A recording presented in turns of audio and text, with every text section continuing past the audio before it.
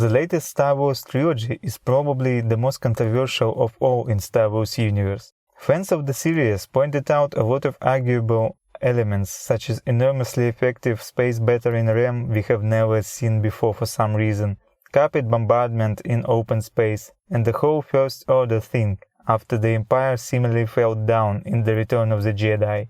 The most controversial of all is probably strange behavior of the old heroes and the return of the Dark Emperor, who we all thought was killed by Darth Vader in the end of original trilogy. With all that said, I still believe that new episodes actually are quite good at extension of the theme that crossed all the movies in Star Wars series. I will try to wrap up what we now know about the balance of the Force.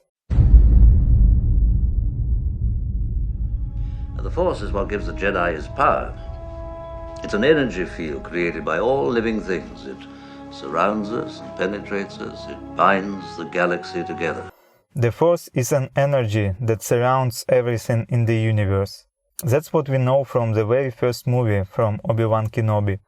There is two ways to use the Force. The way of Jedi, the side of light, requires tranquility and calm. The dark side, path of the Sith, correlates with dark feelings, anger, hatred, fear. Both sides exist in harmony, for the Force itself seeks for the balance. It is quite literary, so the power of wielders of the dark side equals to the power of the light. To visualize this concept, I imagine a Force as a pool of energy separated into two parts. Both the Jedi and the Sith draw power from this pool.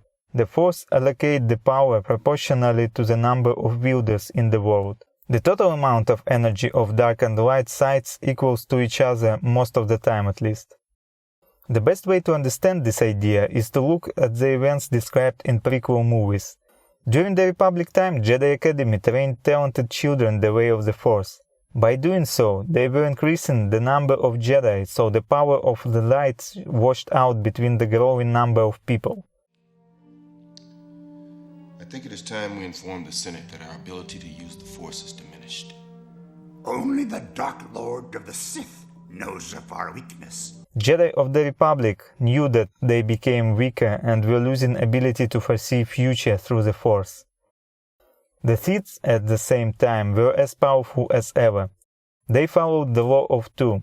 Only one master and one apprentice could exist at the same time, so they obtained all the power of the dark side. As a result, we see tremendously powerful Sith Lords. Darth Maul was able to fight two Jedi at the same time. Count Dooku defeated both Obi-Wan Kenobi and Anakin Skywalker, and Palpatine ripped a whole squad of Jedi. Later, he even defeated Master Yoda, the most experienced Jedi of that time. However, the number of wielders is not the only part of the Force equation. From Qui-Gon we learned that different people has different conductivity of the Force, and it can be calculated. To put it in simple way, some people are just more talented than the others in the way of manipulating of the Force. Anakin Skywalker, for instance, had unprecedented number of midichlorian particles, so everybody knew he would become a powerful Jedi. At this point I have to introduce the concept I'm gonna be using here. First, I think that the amount of energy in the Force pool is slowly growing by itself, probably as a result of Force wielders become more trained and as a result of rebalancing of the Force as well. Second, the Force is a pendulum in a way that once it is out of balance, meaning that either light or darkness have become stronger, it deviates from one side to the other, trying to restore the balance, but constantly making one side stronger than the other. To prove that this concept actually works, I suggest to look at the transition from the Sith Revenge to the New Hope. So we have this two-part pool of the Force. Just for the sake of convenience, let's say that amount of energy on the light side we measure as 100 of points, as well as 100 points to the dark side. Before the destruction of Jedi Academy, the number of Jedi was quite impressive. Every single Jedi, or even younglings, had his share of these 100 points proportional to their experience and talent. For instance, some Jedi might have 1 or 2 points of energy. Skywalker had, for instance, 5 because he was talented, and Yoda had 10 because he is extremely experienced. At this same moment, 100 points of the dark side had much simpler separation. There were only 2 Sith Lords at the time, so Palpatine could have 70 for instance, because he was indeed extremely powerful and had huge knowledge about the dark side. Count Dooku might have rest 30 points and that's pretty much it. Later, when Count Dooku dies, the power rebalanced, so now the only Sith, Darth Sidious, possess all 100% of the Dark Force. The Force rebalanced very quickly, and we saw such rebalancing described as a disturbance in the Force. That is the exact reason why Master Yoda could feel death of his friends on Kashyyyk, even though he was unable to see any threat from Sidious before. That is also why Palpatine felt that Vader needs help on Mustafar. And that also could be partially the reason why it was so important to destroy all the Jedi at once. By leaving Yoda and Kenobi alive, the Emperor created stronger enemies for himself, because at that moment, the last 2 Jedis obtained all the Force of the Light. Although I have to admit that sudden strike of Order 66 was better than the ordinary war anyway, even without my speculations. So, Old Master Yoda, who hardly managed Count Dooku at the second episode, in Sith Revenge was able to fight Palpatine on equal terms, as well as Kenobi and Skywalker were equal. The prophecy finally was fulfilled. The Force find absolute balance for a moment. 2 Jedi Masters and 2 Sith Lords possess equal powers. Palpatine knew those principles of the Force and knew how to manipulate them. Yoda and Kenobi, as I understand, only found out this when the rest of the Jedi was no more. There was one particularly interesting decision they made in the Academy. They found out that Vader is on Mustafar, and they also knew that Palpatine would be at his apartment, or is it his office.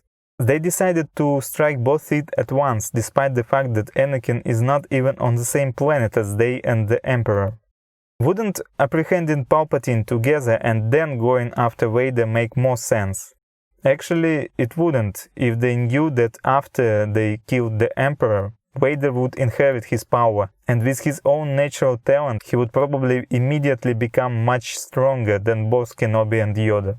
So they decided to strike at the same time. Furthermore, Kenobi didn't even finish off Vader. He probably wanted to give Yoda more time with Palpatine before the Emperor would absorb all the power of the dark side again. Now even bigger power, since Anakin was stronger than Dooku. After their failure, Jedi found another way to manipulate the Force. They went into exile and cut off themselves from the Force. We know they didn't talk with each other, even though we have seen other Sith and Jedi did it. Rey and Kylo Ren, for instance. By cutting themselves out of the Force, they make it rebalance again.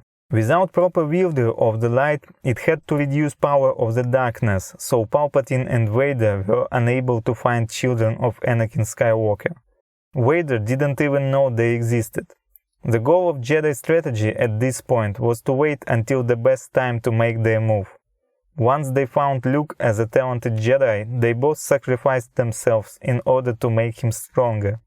I haven't even started talking about the novel episodes, even most of the rebalancing we see there. A lot of people got angry after seeing Rey's absurdish power with no training at all.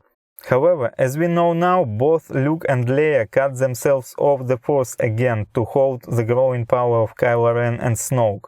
Even though he is not the Sith, but this is the story for another time. The Force of Light, instead of reducing power of the darkness, found its way in a granddaughter of the Emperor himself, and since she was not tempted by the dark side at that moment, she became a mighty wielder of the light. Supreme Leader Snoke confirms it, but saying that the darkness strives and the light to meet it. As we see here, strangely, by training and increasing their own powers, both Sith and Jedi makes their enemies stronger as well. And when the Jedi wants to boost power of another Jedi, they can sacrifice themselves. Sith only wants power for themselves, so they sacrifice others, their own apprentices or masters, as Palpatine did with Count Dooku. Though again, in this particular case, he probably just wanted to push Anakin towards darkness. At the end, Luke and Leia both sacrifice themselves and Palpatine kills Kylo Ren, so he and Rey claim themselves to be all the Sith and all the Jedi. The last detail I want to mention for now, what happens when one joins the opposite side. To put it simple, I believe that he actually pushes the power he possesses with him through the pull of the Force and breaks the balance. For instance, when Kylo Ren joins First Order and turns to the dark side, he actually makes dark side stronger. Later, the Force produces additional energy on the light side to reach the balance once again, but I will describe it more precisely next time. To conclude, based on information we received from the latest trilogy, I see the Force as a pool of energy equally separated on two parts. As the Force always seeks for balance, those two sides tend to be quite equal, sharing its power with the Force wielders proportionally to their skills and numbers. It also tends to grow as both the Jedi and the Sith get more trained in the way of the Force. And people can actually manipulate those rules of the Force, and they did it many times during the event of 9 movies. In case you find this theory interesting or you have something to argue about or to add to it, please leave your opinion in the commentary section below. That's pretty much it for today. Next time we shall look closely at the grand scheme of the Dark Emperor himself.